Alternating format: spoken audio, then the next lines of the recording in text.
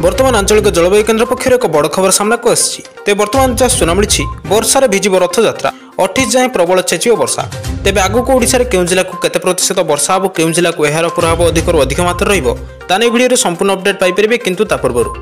Video गोटे like करूँ सांगमान सहित वीडियो को बहुत मात्रा शेयर करूँ आपण मैंने जदि आम चैनल पर प्रथम थर पर आम वीडियो को देखुए ताले आम चैनल को सब्सक्राइब कर पाखर आसुवा बेल आइकन दबी ऑल नोटिफिकेशन को ऑन कर रखिए आपण मैंने आम न्यूज को केउं जिल्ला देखुं तले कमेंट कर निहाती जणाइबे जहाँद्वारा जब भी जेकोसी न्यूज रिलेटेड लाटेस्ट पाणीपाग सठिक सूचना आपण मैंने आम चैनल माध्यम सर्वप्रथम पाइपर तेज चलतु आउ लेट नक बर्तमान खबर पर नजर पकेबा।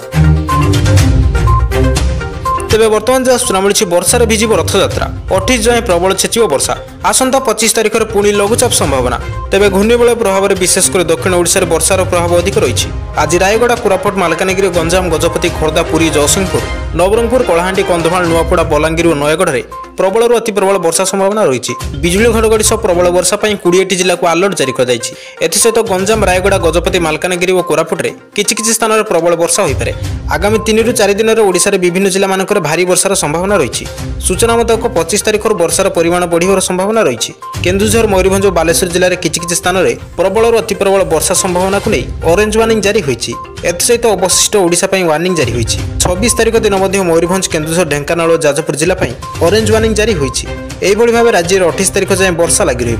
तेज बर्तमान जहाँ सूचना मिली वर्षार भिजिब रथयात्रा 28 जाए प्रबल चेचिव वर्षा आसंता 25 तारिख में पुणी लघुचाप संभावना तेज घूर्णिबलय प्रभाव में विशेषकर दक्षिण ओडिशा वर्षार प्रभाव अधिक रही आज रायगड़ा कोरापुट मालकानगिरी गंजाम गजपति खोर्धा पुरी जयसिंहपुर नवरंगपुर कलाहांडी कंधमाल नुआपड़ा बलांगीर और नयगढ़ में प्रबल अति प्रबल वर्षा संभावना रही बिजुली घड़घड़ी सह प्रबल वर्षा 20 जिला को अलर्ट जारी कर सहित गंजाम रायगड़ा गजपति मालकानगिरी और कोरापुट में किछि स्थान में प्रबल वर्षा हो पारे आगामी 3 ରୁ 4 दिन में ओडिशा विभिन्न जिला मानक भारी वर्षार संभावना रही सूचना मुताबक 25 तारिख वर्षार परिमाण बढ़िबार संभावना रही केन्दुझर मयूरभंज और बालेश्वर जिले में किछि स्थान में प्रबल अति प्रबल वर्षा संभावना को नहीं ऑरेंज वार्निंग जारी होती सहित अवशिष्ट ओडिशा वार्निंग जारी होती 26 तारिख दिन मयूरभंज केन्दुझर ढेंकानाल और जाजपुर जिला ऑरेंज वार्निंग जारी होती एभली भाव राज्य 28 तारिख जाए वर्षा लगी रही।